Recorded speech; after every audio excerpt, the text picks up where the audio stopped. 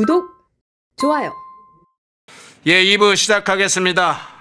지금 3대 특검이 가동되기 시작했습니다. 3대 특검이 또 후보였다가 이제는 확정이 되는 장면인데요.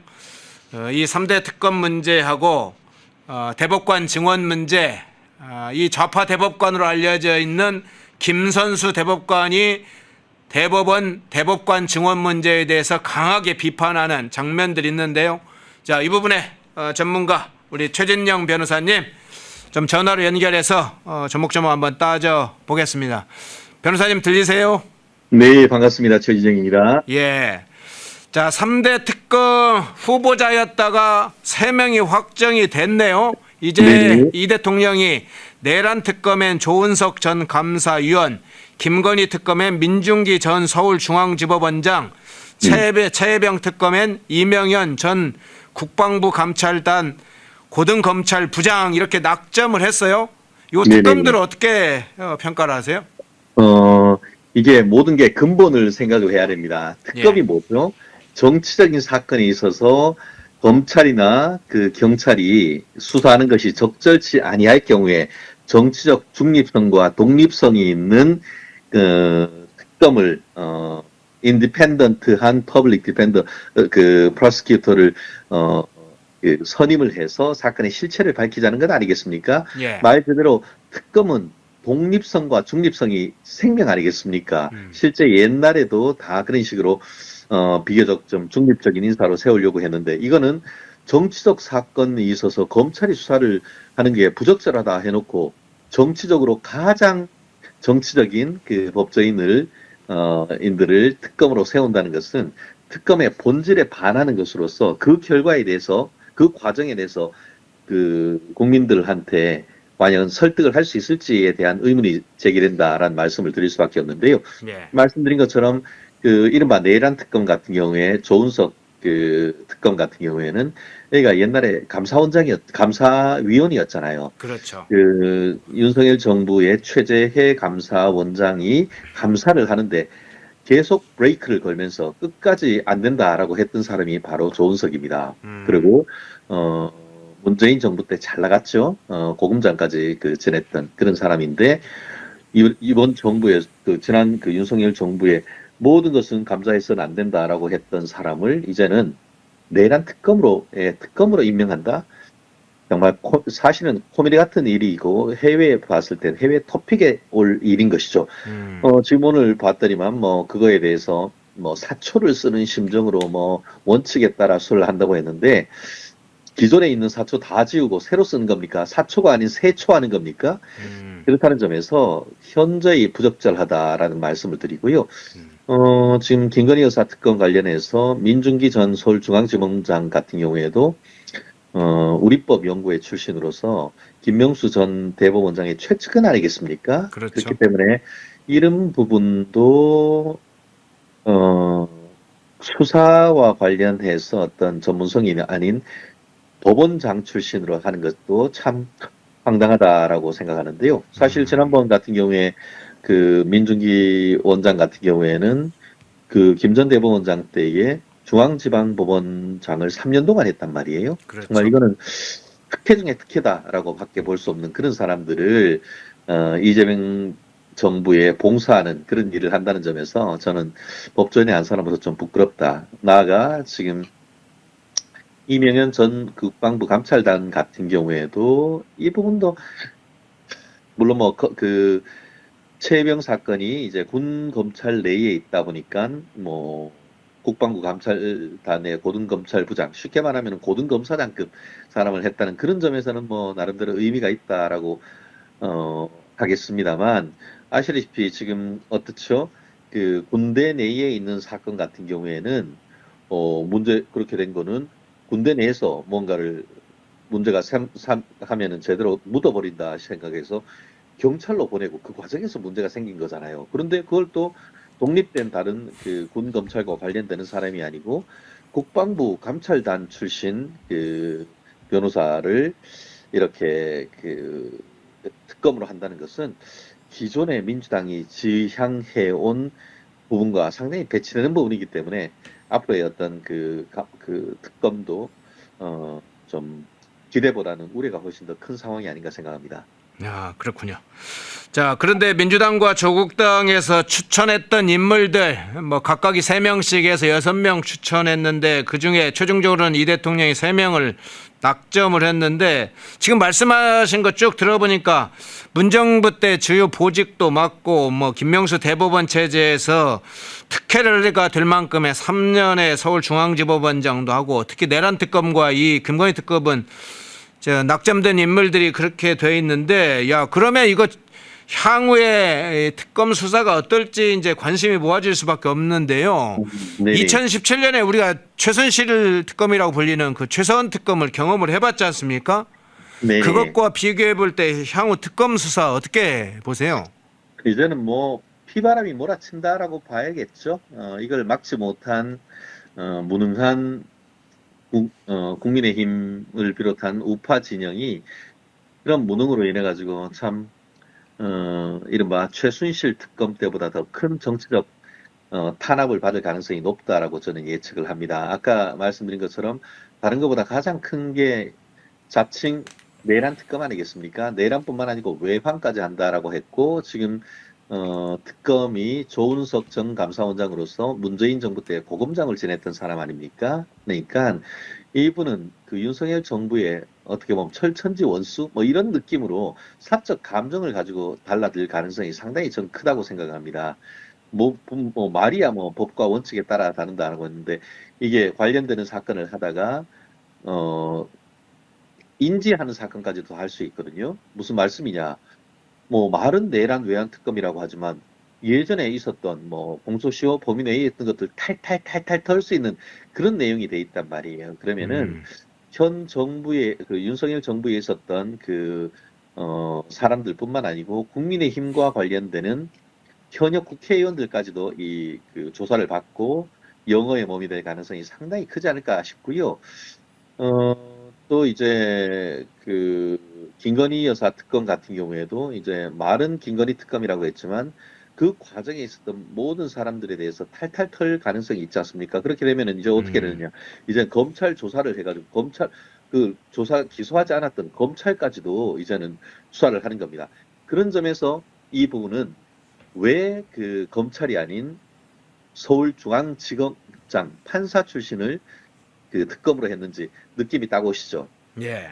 그 김건희 여사 특검에 대해서 검사가 아닌 그 판사 출신을 이제 특검으로 했던 것은 사실상 검찰 손보기용 특검 임명됐다라는 느낌이 아주 강합니다. 그렇기 때문에 민중기 전 중앙지검원장으로 꾸린 특검 같은 경우에는 첫 번째는 김건희 여사와 그 윤석열 대통령을 겨냥하지만 실질적으로 그 넘어서는 지금까지 있었던 검찰 수사 라인에 대한 수사 이런 부분도 염두에 둔 것으로 강력히 추정되는 그런 부분인 것 같습니다. 아, 그렇군요. 표적이 또 하나 있군요.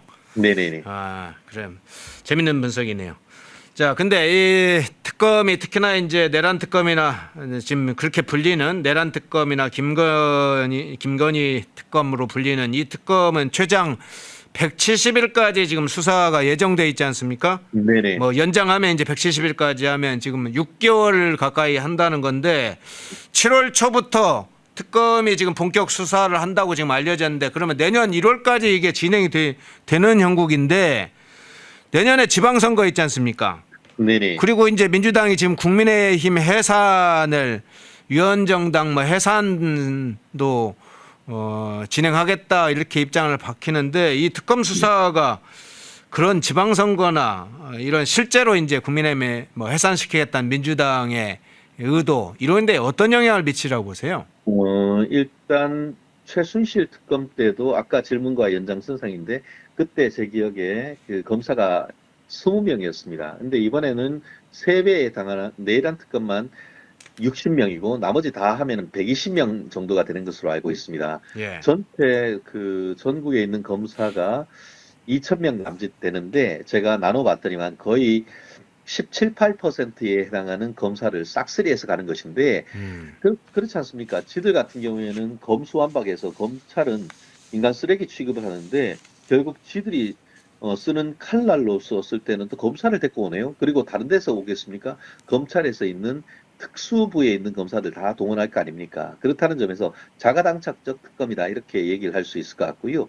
말씀드린 것처럼 지금 6개월이라고 하면은 올해 말 2025년 말까지 되는데 잘 생각해 보시면 이게 수사로만 끝나는 게 아닙니다.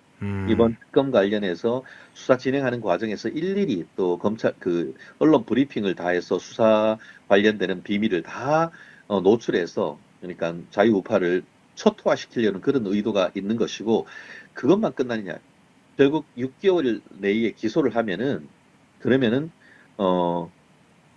내년 12월, 내년 초부터는 또 재판이 시작됩니다. 그러면은 재판도 적어도 구속사건이면 6개월이 되거든요. 그러면은 1월부터 6월까지 구속사건 진행하면서 또 모든 내용이 언론에 이제 낱낱이 공개되거든요. 그러면은 내년 6월 선거까지 영향을 미치기 위해서 하루라도 빨리 지금 이재명 정부에서 지금 특검을 가지고 가는 거거든요. 그래서 지금 어제 추천하자마자 바로 임명해버리잖아요, 이재명이. 그런 것은 6개월 동안 끝까지 연장해서 최대한 하고 또 1심 구속사건 같은 경우에는 그러니까 1심은 6개월 내에 선고를 해야 됩니다. 안 그러면 석방해 줘야 되거든요. 그렇기 때문에 그러면 내년 1월부터 해서 6개월이면은 내년 6월 3일이 지금,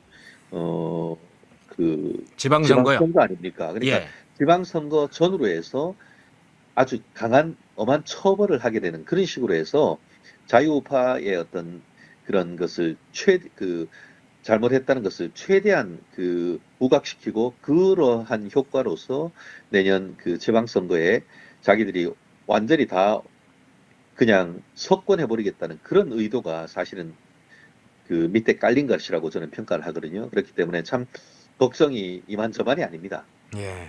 수사로 끝나지 않고 재판으로 이어지면서 지방선거와 연관이 된다. 예. 자, 그 문제 살펴봤고요.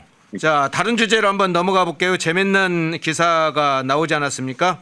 네네. 대법관 증원 문제 관련해서 그간에 물론 최 변호사님 포함해서 이 자유우파 법조계 인사들이 어떤 문제가 있는지 조목조목 이야기를 많이 해주셨는데 민주당이나 이재명 정부가 이거 강하게 초반에 밀어붙일 수 있다 이렇게 우려를 하고 있었는데 일단 이 대통령 지시로 민주당도 약간은 지금 숨고르기를 하고 있는 상황으로는 보입니다. 이재명 당사자의 재판이 이제 사실상 중지되면서 이 대법관 증원 문제나 재판 중지법 문제나 이런 게 숨고르기를 약간 하는 듯이는 보이는데 근데 요 상황에서 김선수 전 대법관 진보좌파 아주 대표적인 대법관 중에 한 명인데 이 김선수 전 대법관이 이 대법관 증언에 대해서 아주 비판적인 이야기를 했네요. 제가 좀 읽어드리면 하급심 강화라는 법원의 근본적 개혁 방안과 어긋나는 측면이 있다. 이러면서 대법관 증언에 대해서 좀 강한 우려 섞인 비판을 했는데 이 김선수 전 대법관의 발언을 포함해서 김선수 전 대법관 좌파이니까 조금 더 사회적 영향도 있을 거라고 보는데 어떻게 평가를 하세요? 그렇습니다. 그래도 법조계의 선배이자 어떻게 보면 어른으로서 그래도 비교적 공정한 시각에서 의견을 밝혀주셨다 이렇게 생각을 하고 예. 꼭 이재명 정부 측면에서는 뜨거 이렇게 된 거죠. 그러니까 뜨거. 뜨거 한 거죠. 뜨거. 예. 김선수 전 대법관이라고 한다고 하면은 자기들 편을 들어줄 것이다라고 생각했는데 이번에 법률신문의 특별 기고를 통해 가지고 법원 개혁 방안과 추진 체계에 관한 의견 이런 아주 상당히 긴 내용을 썼습니다. 그러니까 사법부 개혁과 관련돼서 조목조목 썼는데요. 크게 봤을 때 대법관 자격에 있어서 비법조인 쓰는 게 맞느냐, 그리고 헌법재판소의 대법원 판결도 헌법소원 가능하냐, 좀 전에 또 말씀하신 것처럼 대법관을 30명으로 확 늘리는 게 맞느냐 이런 부분에 대해서 하나하나 독일이나 그, 그 서구 선진국의 어떤 입법례와 관련해서 하나하나 내용을 썼는데요. 핵심은 제가 그 말씀드리면은 예. 그 대법관 자격을 비법조인으로 확대하는 것은 위헌이다. 박범계가 이게 학식과 덕망이 있는 전문가로 이게 한다라고 하지만 우리나라 헌법에는 사법권은 법관으로 구성된 법원에 속한다라고 돼 있는데 그럼 법관은 기본적으로 판사여야 되거든요. 법조인이어야 되거든요. 그런데 거기에다가 그냥 비법조인 그냥 집어넣어 버리면은 이거는 위헌이라는 취지로 얘기를 하면서 택도 없는 소리다 이런 말씀을 했고요. 뭐 또 재판 소원도 사실상 이렇게 되면은 헌법재판소에다가 대법원 판결을 다시 한 번 더 하는 그래서 사실상 사심제를 도입하는 것이가 마찬가지다. 근데 독일 같은 경우에는 이게 독일 헌법상에 연방헌법재판소가 상당히 우위에 있는 것으로 돼 있기 때문에 하급심 법원 판결에 대해서도 이렇게 헌법 소원이 가능하지만 우리는 헌법 구조를 봤을 때 먼저 대법원이 최고 법원인 것을 있고 그 다음에 이제 독립된 그 헌법재판소가 따로 있기 때문에 그런 헌법 구조화에서 대법원 재판에 대해서 헌법 소원하는 것은 그 또한 위헌이다 이런 얘기를 하셔가지고 민주당이 어떻게 보면 박범계 같은 사람이 박범계라고 하는데 웃음거리가 된 그런 부분이 된 것이 아닌가 싶고요. 좀 전에 말씀하신 것처럼 헌법 대법관을 갑자기 뭐 30명으로 늘린다? 이것도 약간 코미디다 이런 생각. 물론 입법적으로 해결할 부분도 있다고 생각하지만 옛날엔 뭐라고 했냐? 이게 대법관 한 분 한 분이 장관급입니다. 근데 장관급 한 분 늘리려고 하면은 기재부에서 오케이 합니까? 오히려 정부에서 지금까지 그거를 아이고 그거는 안 됩니다라고 해왔는데 이제는 이재명이 정부에서 나서가지고 대법관 늘리면은 이게 그에 따라 최소한 재판연구관 몇 명의 비서관 뭐 실무관 하면은 어마어마한 인적 증원 예산 문제가 따라오는 겁니다. 네. 오히려 좀 전에 그 앵커께서 얘기한 것처럼 대법관 늘리는 것보다 1심 판사가 늘리는 게 더 급선무다. 왜냐? 판결이 나오면 그 재판을 넣어도 결정이 안 나와요. 결정이. 특히 문재인 정부 이후에 거의 뭐 1심에 옛날에 6개월, 1년 걸렸다고 하면 1년, 2년 걸려버리거든요. 이런 부분에 있어서 1심 법원을 충실화해서 1심 법원에서 잘 듣고 판단해서 항소권을 줄이는 이게 근본적인 방안이지 엄발에 오줌 누기처럼 1, 2심 제대로 안 하고 대법원에 와가지고 판사 확 늘려서 한다. 이건 구조적으로 있을 수 없는 일이다라는 취지를 했는데 상당 부분 공감되는 내용이었습니다. 예. 마지막으로 추가해서 제가 질문을 드릴게요. 아까 이제 대법관 증언 문제에 대해서 자세히 이야기해 주시면서 대법관 자격을 비법조인으로 하는 문제도 잠깐 설명을 해 주셨는데 오히려 지금 말씀하신 대로 이제 대법관 증언 문제와 관련해서는 1심을 강화하는 것으로 하는 게 훨씬 더 지금 여러 가지 적체된 여러 가지 법원 관련된 재판을 해소하는 데 좋다 이런 방향도 제시를 지금 해 주셨는데 대법관 자격을 비법조인으로 하는 문제에 대해서 약간 제가 추가 질문을 해 볼게요. 네네. 사실은 이제 고위공직자 인사를 할 때 인사 검증 기준이 과거에 5대 기준이 있다가 7대 기준으로 좀 늘었지 않습니까? 네네. 예, 뭐 성범죄 관련된 전력이랄지 부동산 투기 문제랄지 뭐 이런 7대 기준을 세웠는데 그 얘기는 고위공직자일수록 좀 더 그 자격과 여러 가지 이런 게 자격을 갖췄는지를 엄정하게 하자 이런 이제 의도일 텐데 대법관의 경우에도 오히려 실력과 도덕과 여러 가지를 더 갖추었는지 그 자격은 사실 좀 엄격할 필요가 있지 않습니까? 만일 그냥 비법조인 아무나 그냥 데려다 쓰면 우리가 흔히 말로 뭐 정청래라든가 김어준이나 이런 사람도 대법관이 된다는 거고 무슨 관심법으로 대법관이 돼가지고 재판을 하겠다는 건지 그 부분은 어떻게 보세요? 그렇습니다. 이렇게 하자마자 바로 얘기가 나오는 게 김어준이가 대법관 되느냐. 예. 판사의 망치하고 노동자의 망치가 값이 같아야 된다고 했던 우리 헌법 전문가, 자칭 헌법 전문가 김재동이가 대법관이 되느냐 이런 얘기가 나온 건 아니겠습니까? 예. 그게 바로 그 코미디 아닙니까? 실제로 예전에도 그런 얘기가 나왔습니다만 그 국민들이 반발에 부딪혔는 것이 뭐냐 하면은 그렇게 되면은 그 사람들이 가가지고 판결문 쓸 수 있겠습니까? 못 쓰죠. 그러면 판결문 어떻게 쓰겠습니까? 법 용어도 모를 텐데. 예, 그러면은 밑에 헌법재판, 대법원의 재판관 연구관들이 써가지고 온 판결에다 도장을 찍으면 그게 재판연구관 판결입니까? 대법관 판결입니까? 이런 근본적 한계가 있잖아요. 네. 그렇기 때문에 이런 포퓰리즘적, 그러면, 이거 나도 되겠네 하면서 이제는 또 대법관 국민 추천제 할 겁니까? 이번에 장차관 그렇게 한다며요. 이런 식의 포퓰리즘적인 것. 그러니까 이번 행정부에서도 그 방송통신위원장 김어준이 또 이제 그 검찰총장은 그 윤석열 전 대통령을 해야 된다는 그런 말도 있더라고요. 옛날에 그 2017년인가 그때 그 이재명이 그 대선 후보로 나와가지고 자기가 대통령 되면은 윤석열을 검찰총장 한다고 했던 동영상을 하면서 그런 코미디 같은 얘기가 나오는 건 아니겠습니까? 그렇기 때문에 사법부는 독립돼야 되는 겁니다. 그래서 정치권으로부터 최대한 독립되고 어떻게 보면 정치적 중립성을 할 수 있는 그리고 그만큼 역량을 갖춘 사람이 돼야 되는데 결국 그건 뭡니까? 자기 입맛에 맞는 사람을 대법관에 끼워 넣어가지고 대법관 또한 독립된 기관이 아니고 사실상 베네수엘라와 같은 마두로 밑에 있는 어떻게 보면 부하처럼 누리려고 하는 그런 의도가 명백하게 읽히는 건 아니겠습니까? 대한민국을 선진국으로 가야 됩니까? 아니면 후진국으로 가야 됩니까? 국민들의 선택은 명확합니다. 예. 예, 전인영 변호사님, 전화로 연결을 해서 대법관 증원 문제 지금 3대 특검 지금 임명된 사람들 살펴봤습니다. 최진영 변호사님 고맙습니다. 감사합니다. 예. 펜앤마이크와 광동이 함께 준비한 광동 루테인 밀크시슬 혈행 개선, 노화로 인한 눈 건강, 간 건강. 펜앤마이크 TV 단독 할인 2개월분 한 박스에 3만원, 6개월분 세 박스에 84,000원. 펜앤마이크 구독자 전용 댓글 상단 할인 링크에서 구매 가능합니다. 전화 문의는 1661-6915, 전화 문의는 1661-6915.